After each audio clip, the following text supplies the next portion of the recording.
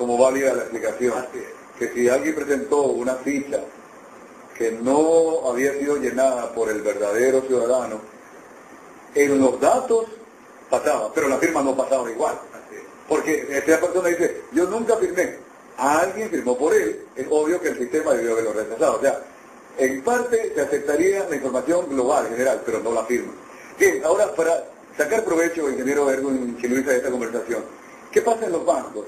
En los bancos, cuando uno va con un cheque a la ventanilla, el señor, la señorita de la ventanilla, lee el cheque. Y casi se hizo una norma, porque hasta se veía en la prensa, en la internet, promociones de estas antenas. Pero ahora Supertel está poniendo fotos a este tema, se declara esto como piratería. Cuéntenos también este asunto, cómo es que se puede dar y qué pasó que demoramos tanto tiempo para reaccionar.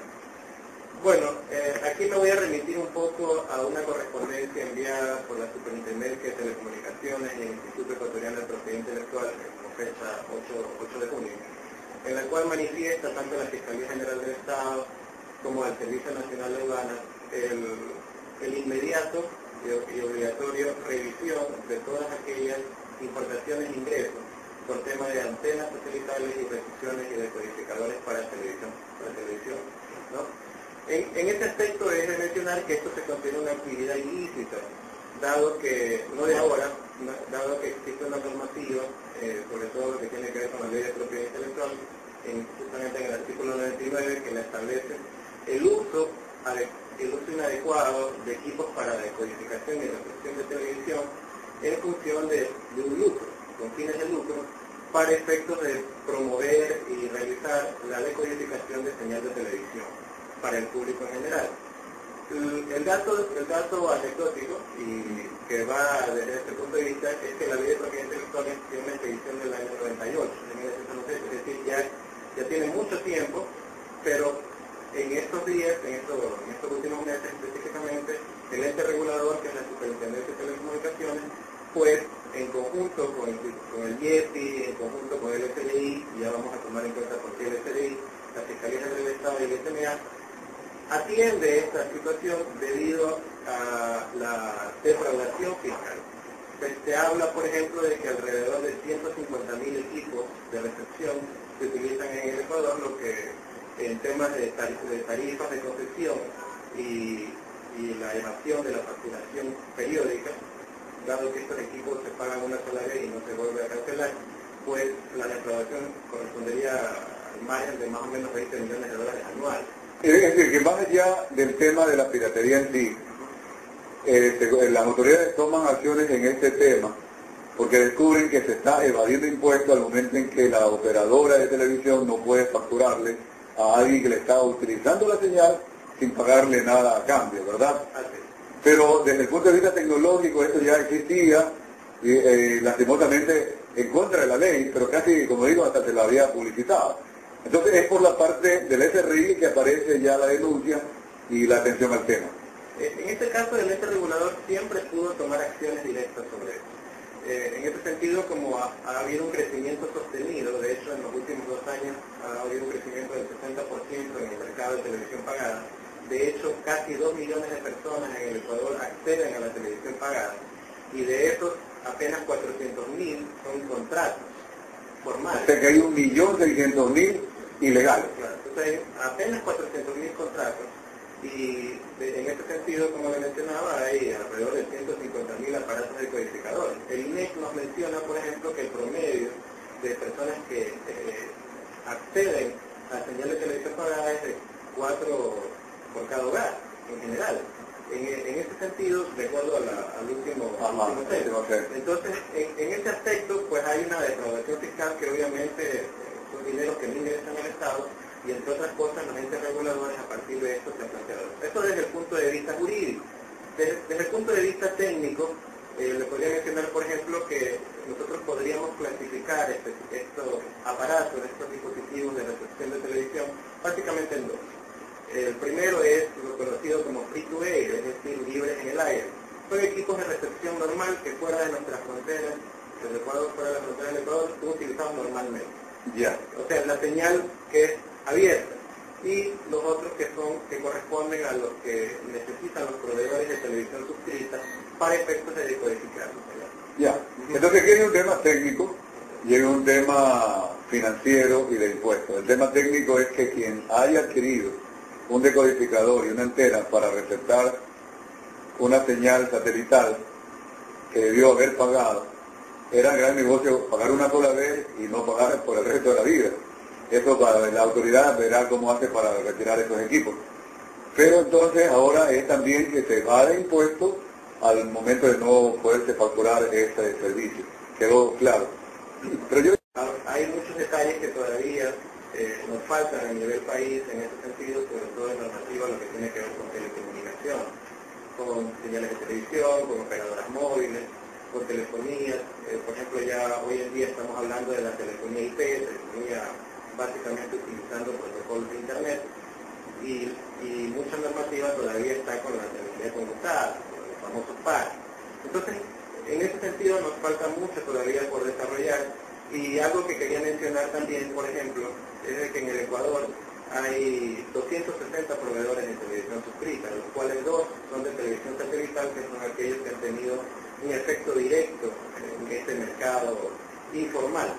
Como nosotros conocemos, actualmente la administración pública lo que está buscando es formalizar todos los servicios, y en ese sentido que las personas jurídicas que se encargan de este tipo de organización y negocio, pues lo hagan de la manera adecuada.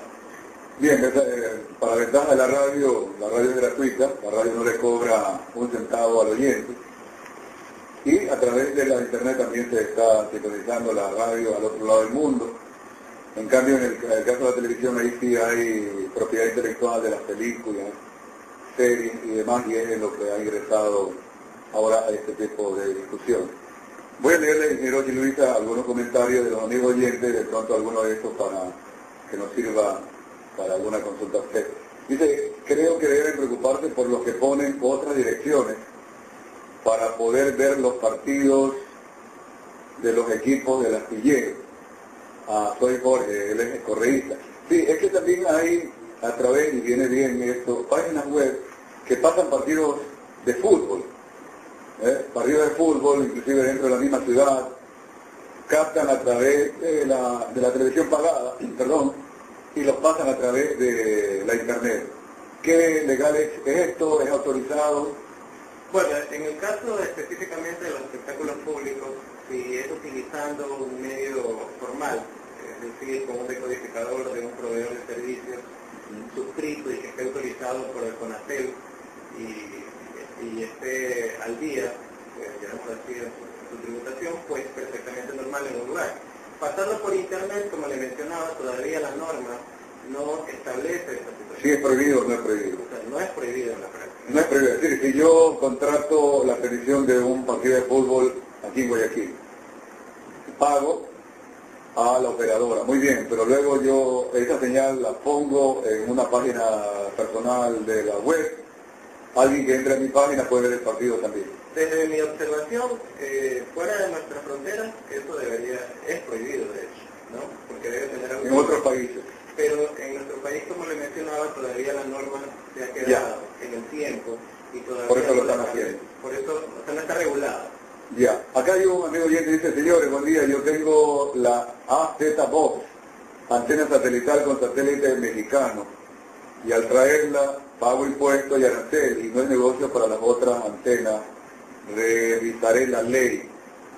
Esto es posible si uno compra una antena en el exterior para sintonizar un canal extranjero. Por ejemplo, conozco de antenas que sintonizan canales brasileños, peruanos.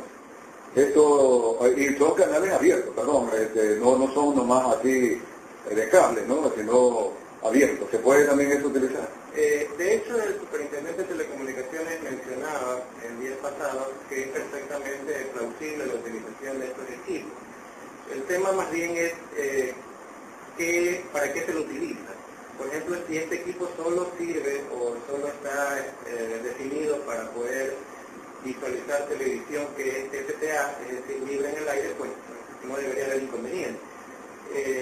El problema subsiste en realidad es cuando esta antena es modificada para efectos de obtener señal que sí es pagada, señal de los proveedores suscritos en este caso, al CONATEL. Yeah. Entonces, en ese caso sí se considera pirata, aunque en la comunicación que el CONATEL y el IEPI establecieron con la Fiscalía del Estado y con el SBA, pues abarca todas las antenas que no estén definidas dentro de los proveedores y que estén matriculados en el CONATEL. Excelente, ingeniero Chiluisa. Antes de concluir, otro amigo oyente nos da una muy buena sugerencia a nosotros y lo vamos a escuchar de inmediato. Dice: buen día, radiodifusores, es muy interesante siempre escucharlos, aunque no siempre les escribo, trato de escucharlos seguido, ya que están hablando de actualizarse. Sería escuchar que se había vulnerado el sistema del Ministerio de Comercio, de Economía y Finanzas, en fin, que se habían transferido cuentas. Se decía que era por el pase de las claves de una supervisora que le había pedido el contador, etc. Pero aquí hay algo muy serio con lo que quisiera concluir. También lo que usamos en las oficinas y algunos que usan la plataforma. Hay una plataforma gratuita, la Linux, entiendo, ¿verdad? Y hay una plataforma que hay que pagar, que es la de Microsoft, entre otras, que hay que pagar. ¿Qué es lo más conveniente en este tiempo que hay denuncias de hackers, cuando inclusive la Linux permite que algún operador que conozca la pueda perfeccionar, aportar en sus aplicaciones, procesador de datos, de textos? Cuéntenos esto, si es un mito o es una realidad el hecho de decir si se puede utilizar ese tipo de plataformas. Bueno, en ese sentido, visualizándolo técnicamente, pues yo podría decir que el tema va más allá de la plataforma en la cual se está trabajando un sistema. Un sistema per se, en ese sentido, pues las validaciones o la seguridad en la cual esté la plataforma es la que en realidad va a evitar cualquier intrusión interna o externa. De hecho, en la práctica, un gran porcentaje de los temas de hackeo normalmente se hacen internos en las organizaciones. Internamente. Otro empleado que se metió al computador. Normalmente sucede de esa manera. Y hoy en día, no solamente en el Ecuador, sino que ya estamos hablando, estamos en un mundo globalizado, pues a nivel de sistemas y telecomunicaciones, pues casi nada es invulnerable. En la práctica, hablar de la diferencia entre Microsoft y Linux es relativo porque en realidad es el sistema operativo o de la plataforma en la cual el sistema está aún Microsoft puede ser vulnerable. De hecho, Microsoft ha sido criticado durante muchísimo tiempo por vulnerabilidades, justamente por su esquema de ser abierto a nivel comercial a diferentes software, a nivel producto. Linux es una herramienta, digámoslo así, un poco más moderna, de tecnología abierta, pero lo que normalmente afecta es la seguridad. En ese sentido es cómo se llega al sistema como tal. En nuestro país todavía es incipiente los resultados que podemos dar, porque las organizaciones todavía no le dan la importancia adecuada. Las instituciones financieras, por ejemplo, a raíz de los eventos que han ocurrido en los últimos años, pues ha tomado cartas en el asunto. Sin embargo, las organizaciones en general a veces le dan poca importancia a la seguridad. El tema de seguridad, ya se habla, por ejemplo, de ethical hacking, de hackeo ético para efectos de ver qué tan vulnerable es un sitio. Y como el comercio electrónico ya llegó para quedarse en nuestro país, porque somos como un país dentro a nivel globalizado, pues tiene que el país de una u otra forma, las organizaciones investiguen en este sitio. Modernizar primero la ley, actualizarla, luego la experiencia, asesorarnos bien para que no haya este tipo de piratería y los hackers. El tema de Julian Assange, por ejemplo, llevó a la palestra pública mundial cómo se pudieron haber metido a las computadoras de las embajadas estadounidenses. Se suponía que eso hubiera sido muy secreto, ¿no? Hemos hablado aquí en Ecuador del famoso Chucky 7, que utiliza otra plataforma y resulta que por ahí se mete pendrive en una computadora de un juzgado que debería tener sus propios